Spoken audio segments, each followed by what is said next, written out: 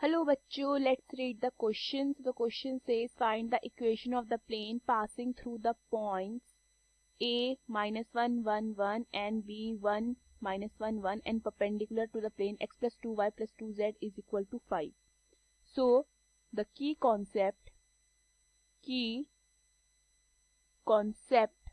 of this question is, देखिए जब भी हमारे पास दो प्लेन्स गिवन होते हैं तो अगर हम उनके नॉर्मल का डॉट प्रोडक्ट करते हैं that means n1 vector dot n2 vector, ये क्या हो जाता है हमारा 0 हो जाता है। ठीक है, देखिए हमें क्या करना है, इक्वेशन ऑफ द प्लेन निकालना है जो कि इन पॉइंट से पास हो रहा है और इस प्लेन के परपेंडिकुलर है। ठीक है, अगर हमारा पास प्लेन है, ठीक है, तो वह x1 y1 z1, ठीक है, इस पॉइंट से पास हो रहा है। So A B C and A B C हमारे क्या हो जाएंगे, डायरेक्शन रेशियोज।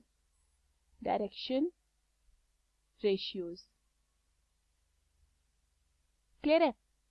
सो हमें निकालनी equation of the plane. So equation of the required plane क्या हो जाती है, a x minus x one plus b y minus y one plus c z minus z1 is equal to 0। Okay, so ये जो है हमारी, ये ए point से पास हो रही है, दैट मीन मैं x1 की जगह -1 पुट कर दूंगी एंड y1 की जगह 1 पुट कर दूंगी, z1 की जगह 1 पुट कर दूंगी। ठीक है, तो मेरा क्या बनता है, x plus 1 plus b y minus 1 plus c z minus 1 is equal to 0। ठीक है, एंड फर्दर यही जो हमारा प्लेन है, प्लेन पासेस थ्रू दूसरे पॉइंट। ठीक है, ये तो हमारा ए पॉइंट से था, अब बी पॉइंट से पास हो रही है, पासेस थ्रू 1 -1 1। ओके, सो अब मैं एक्स वाई जेड की जगह अगर 1 -1 पुट कर देती हूँ तो ये क्या बनेगा, ये बनेगा ए 1 + 1 इज 2 प्लस बी एंड ये जाएगा -1 इज -2। ठीक है, -2 एंड 1 - 1 इज 0, तो ये हो जाएगा 0 इज इक्वल टू 0। तो यहाँ से मेरा क्या आ जाता है, यहाँ से मेरा 2a minus 2b is equal to 0 आ जाता है। Therefore 2a is equal to 2b, 2 से 2 कैंसिल होता है, a किसके इक्वल आ जाता है, b के इक्वल आ जाता है। ठीक है, इसको हम क्या कर देते हैं, इक्वेशन 1 मान लेते हैं। ठीक है, अब हमारे पास क्या है, प्लेन 1 का अगर मैं n1 वेक्टर लिखती हूँ तो ये वो क्या हो जाएगा, a i cap plus b j cap plus c k cap. Okay, and plane 2 हमें गिवन है।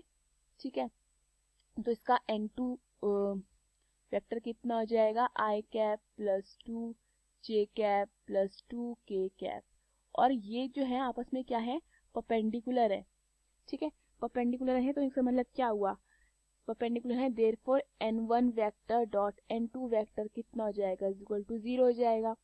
सो यहाँ पे मेरे पास अगर मैं इनका n1 vector dot n2 vector निकालती हूँ तो कितना होगा, a multiply by 1 is a plus 1 multiply by 2 is b multiply by 2 is 2b plus c multiply by 2 is 2c is equal to 0। ये आ जाता है, ये मेरी दूसरी इक्वेशन आ जाती है। ठीक है, अब यहाँ से सिंस वी नो दैट, हमें पता है कि a इज इक्वल टू क्या है, b है।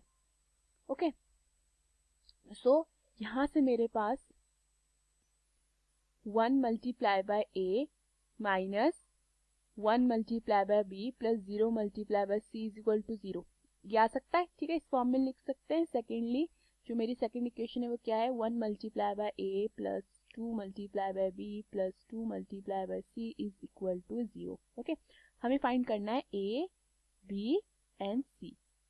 क्लियर, हमें फाइंड करना है a b c, तो ये क्या हो जाएगा, a अपॉन डिटर्मिनेंट ऑफ -1 0 2 2। ठीक है, फॉर b क्या हो जाएगा, b अपॉन डिटर्मिनेंट ऑफ 0 1 2 1, और c क्या हो जाएगा, c upon determinant of 1 -1 1 2।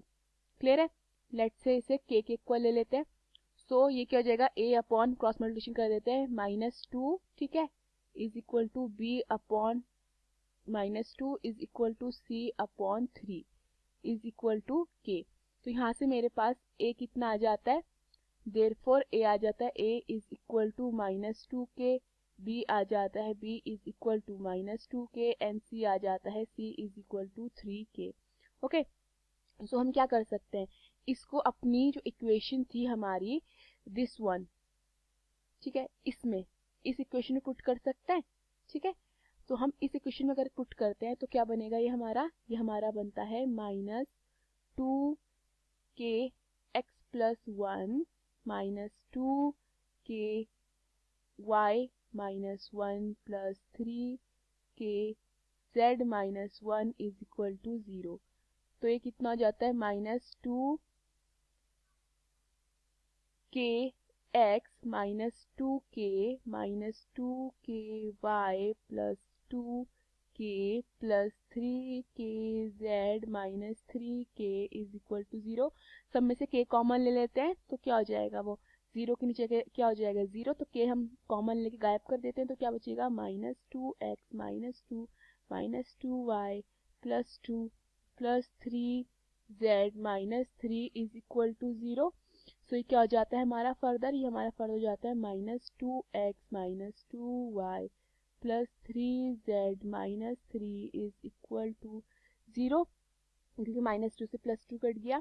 So further on taking minus common, therefore मेरे पास इक्वेशन क्या आती है, 2x plus 2y minus 3z plus 3 is equal to 0। Hope you understood the question, thank you.